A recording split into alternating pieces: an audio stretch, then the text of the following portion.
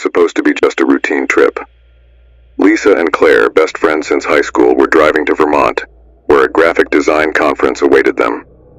They had planned the trip for weeks, and the itinerary seemed perfect. Leave southern Ohio, cross New York State, and reach their destination in under 9 hours. Everything was going smoothly until mid-afternoon, when Claire spotted a faded yellow billboard by the side of the road. Discover Harper's Hollow, America's best-kept tourist retreat. Let's stop there, Lisa, just to stretch our legs. Lisa hesitated but gave in. After another 20 minutes on the highway, a narrow, poorly marked exit led them to a road lined with tall trees. When they finally arrived, Harper's Hollow felt wrong. The sun was still shining, but the town was quiet. Too quiet. The main street was lined with old brick buildings, most with dusty or completely empty storefronts. There was a cafe, a convenience store, and a motel with a flickering vacancy sign, but no sign of human activity. "I don't like this," Lisa muttered, locking the car as she glanced around. "Relax. It's just a small, sleepy town," Claire replied, grabbing her purse. They entered the convenience store. A woman stood behind the counter, dressed in a uniform that looked straight out of the 1950s, a blue skirt, white apron, and a red scarf around her neck. Her smile was so perfect it seemed artificial. "Welcome, ladies. What can I get you?" Lisa and Claire exchanged a glance. They grabbed a few bottles of water and a chocolate bar, paid quickly, and left. "That was strange," Lisa said as the glass doors closed behind them. "It's just the retro style of the place." But the weirdness didn't stop there. They decided to explore a bit more and entered another shop, this time a vintage clothing boutique. To their surprise, the clerk was identical to the woman from the convenience store. Same height, same features, even the same red scarf. Claire decided to joke. "Do you have a sister by any chance?" The woman tilted her head, confused. "No, ma'am. I'm an only child." Lisa said nothing. She grabbed Claire's arm and whispered, "Let's get out of here now." Back in the car, Lisa began driving toward the town's exit. But before they could reach the highway, they decided to refuel at a nearby gas station. The place seemed empty at first. However, as they stepped out of the car, a group of people appeared out of nowhere. They stood silently, staring directly at them. That's when Lisa noticed something. Among the faces at the station, she recognized the clerk. Not just one version of her, several. Exact copies. Lisa froze. The copies' gazes were fixed, unyielding, like wax figures that had just come to life. Claire, sensing her friend's unease, tried to stay calm, but her voice trembled as she said, "Lisa, get in the car. Now." Lisa didn't respond. She was paralyzed, trying to process what she was seeing. It wasn't just the clerk. Among the group were men, women, and even a child, but their features were disturbingly similar. It was as if they were all distorted versions of the same person. Claire grabbed Lisa's arm and pulled her into the car. Once inside, Claire immediately locked the doors. "Drive," she shouted, her eyes wide with fear. Lisa turned the key, but the car wouldn't start. She tried again, and the engine sputtered unsuccessfully. Outside, the group began moving toward them, not in a rush, but with deliberate intent. "Come on, come on." Lisa pounded the steering wheel in desperation. Finally, the engine roared to life.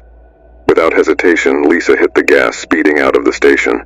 The group scattered, but not before one of the copies, the closest one, turned, locked eyes with them, and smiled. "Did you see that?" Lisa asked, her heart pounding. Claire was so pale she looked ready to faint. "That wasn't normal. That wasn't human." Lisa didn't reply. She kept her eyes on the road, accelerating to get as far away from Harper's Hollow as possible. The GPS said they were only 10 minutes from the next interstate, but the sense of danger grew with every mile.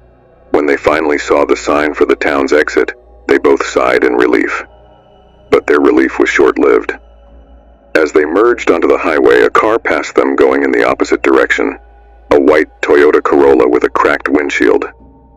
"That car," Claire pointed, incredulous. I know. We've seen it before, Lisa replied, gripping the wheel tightly. They kept driving. 10 minutes later, the same car appeared again, this time approaching from behind and overtaking them. The driver, a woman with her face obscured by a scarf, turned her head to look directly at them as she passed. Lisa, don't stop. No matter what happens, don't stop. Before they could process the situation, the GPS began acting up. The route disappeared, and the screen kept flashing, recalculating. This can't be happening. The exit was right here, Lisa yelled, slowing down as the road ahead no longer led to the interstate, but back to the center of Harper's Hollow. The clock on the dashboard blinked. It was 3:45 p.m., the exact time they had first arrived in the town. This isn't real, Claire whispered, tears streaming down her face. Lisa turned the car around, trying to retrace their route. But as soon as they crossed the town limits, the car lights flickered, and a thick fog enveloped them, obscuring everything. When the visibility returned, they were back on Harper's Hollow's main street. No matter what we do, we can't leave, Lisa said, her voice breaking. Suddenly the car radio turned on by itself. The static was replaced by a low, distorted voice repeating, "Stay with us. Stay with us." Claire screamed, covering her ears, while Lisa frantically tried to turn off the radio. But the voice continued, echoing inside the car even without power. Then they noticed something even more horrifying. In the rearview mirror, their reflections looked different. Lisa and Claire's features were changing, becoming stiffer, almost like the people they had seen in the town. "Claire, look at me," Lisa shouted, but Claire was already panicking, clawing at her own face as if trying to remove an invisible mask. The car skidded to a halt in the middle of the street. Lisa tried to get out, but her hands were numb, her fingers stiffening as if turning to wax. Claire sat motionless beside her, staring blankly into space with wide, lifeless eyes. A shadow emerged from the fog. It was a woman with a red scarf around her neck, smiling that artificial smile. "Welcome to Harper's Hollow," she said, tilting her head. "Now you're one of us." Days later, a tourist couple passing through the town stopped at a convenience store to buy water.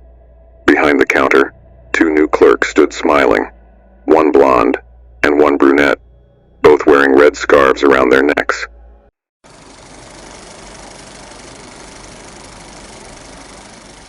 Alex Carter liked getting lost on the road. His old 2005 Honda Accord was more reliable than it looked, and he often called it his adventure companion.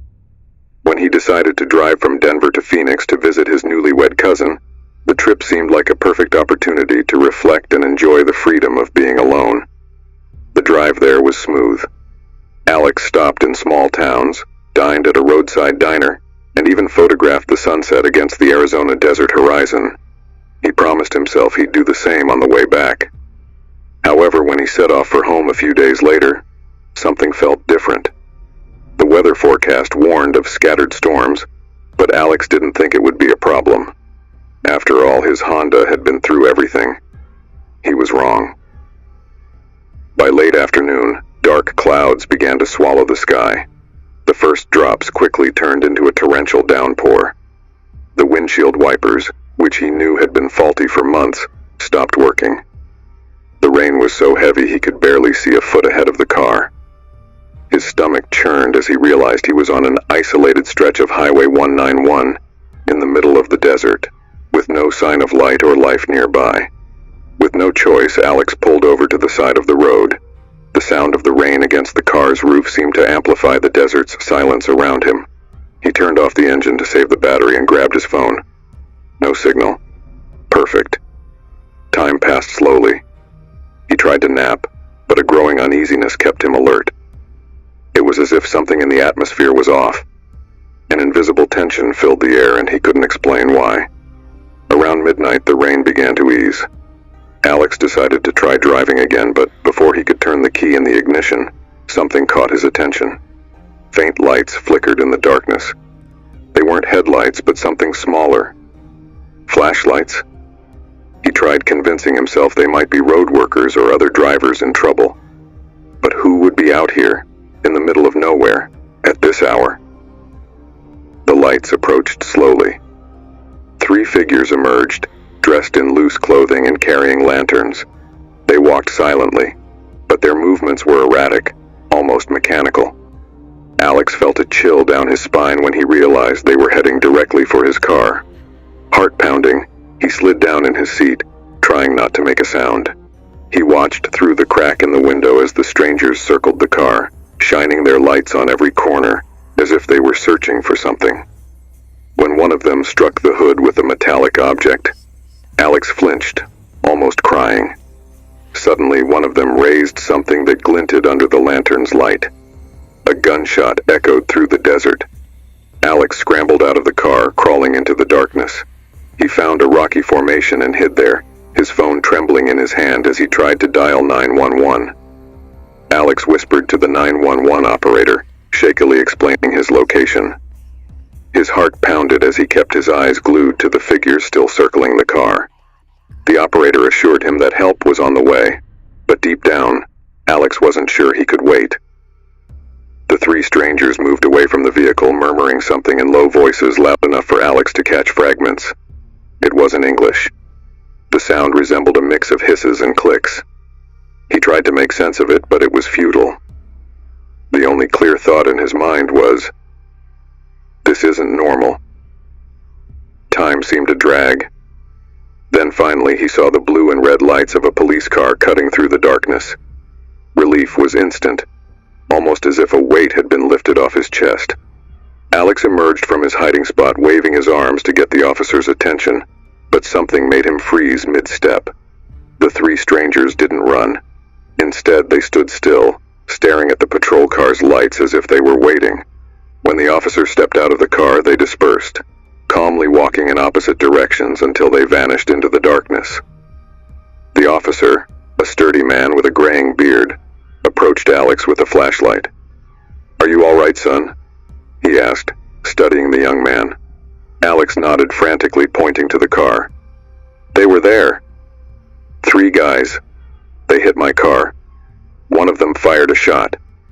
The officer looked at the vehicle and then at the surrounding desert. He squinted as if trying to see beyond the darkness, but didn't seem alarmed. "This happens sometimes around here," he muttered. "What do you mean, happens?" Alex was incredulous. "Probably folks who shouldn't be around. Illegal migrants, maybe. Or worse." The response seemed rehearsed, as if the officer didn't want to, or couldn't, say more. "They had weapons. They were surrounding me. This isn't normal." The officer shook his head, unbothered. "Grab your things. I'll escort you to the nearest town. It's not safe to stay here." Something in the man's tone made Alex hesitate. The calm he exuded was unsettling, almost as if he already knew exactly what had happened, and more importantly, why. But with no other options, Alex complied. As he drove with the patrol car behind him, he couldn't help but glance in the rearview mirror, expecting to see the figures again. But the desert was empty. When they reached the nearest town, the officer parked and told Alex to enter the station. There, he gave a brief report. The officer didn't seem inclined to file an official report. "Go home," he finally said, "and avoid these roads at night." Alex didn't argue. He was exhausted and just wanted to leave. But weeks later, while shopping at a local convenience store, something on the TV caught his attention. A news program showed images of a burned car found in the Arizona desert, along with bodies that couldn't be identified due to their condition. His blood ran cold when the anchor mentioned the area. It was the same stretch of road where he had stopped that night. But the worst part came next. A witness, a trucker, described seeing 3 figures near the car before they disappeared into the desert. Alex knew it was them. He never told anyone what happened that night, but he always wondered what would have happened if the officer hadn't shown up. And for some reason, he's never slept soundly since.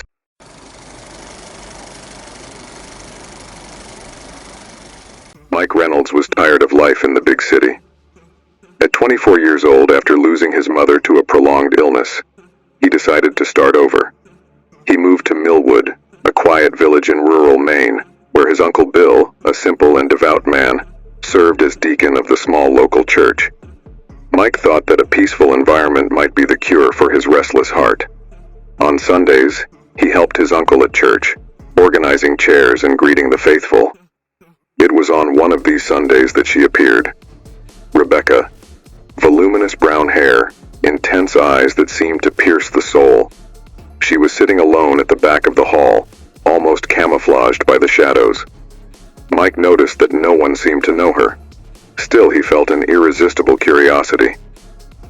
After the service, Rebecca approached. Her smile was both sweet and unsettling. "You're new here, aren't you?"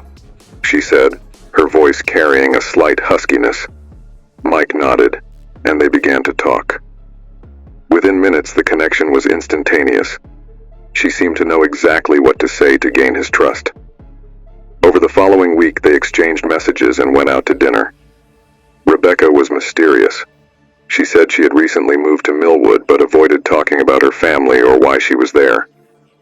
"I'd rather not talk about the past," she would say whenever Mike pressed.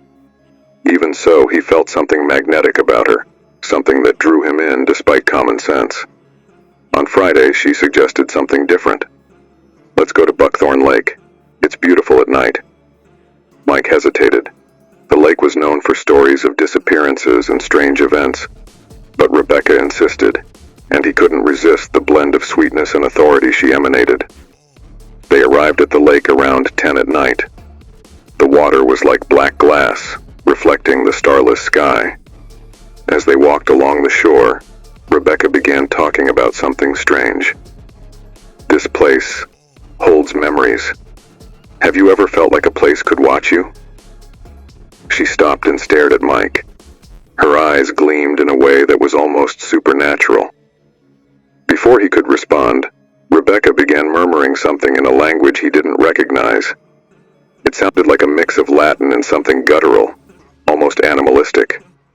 Her eyes rolled back, revealing only the whites. Mike froze, panic rooting his feet to the ground. "Rebecca, are you okay?" He tried to touch her, but she jerked away abruptly, pointing to the water. "You need to see. They're waiting for you." Suddenly, she ran toward the lake, vanishing into the darkness like a shadow. Mike called out to her, but the only response was the sound of the wind through the trees. He stood there, paralyzed, feeling a heavy presence around him. Mike stood frozen for several minutes, his heart pounding like a wild drum. He called out for Rebecca, but his voice seemed swallowed by the void around him. The silence of the lake was nearly deafening, broken only by the soft lapping of water against the shore. Something was very wrong. With no sign of her, Mike decided to return to his car to get his phone and call the police. The walk back felt endless, the woods now darker and more oppressive than before. When he finally reached the car, a wave of relief washed over him. But as he opened the door, something on the passenger seat made him freeze. Rebecca's necklace.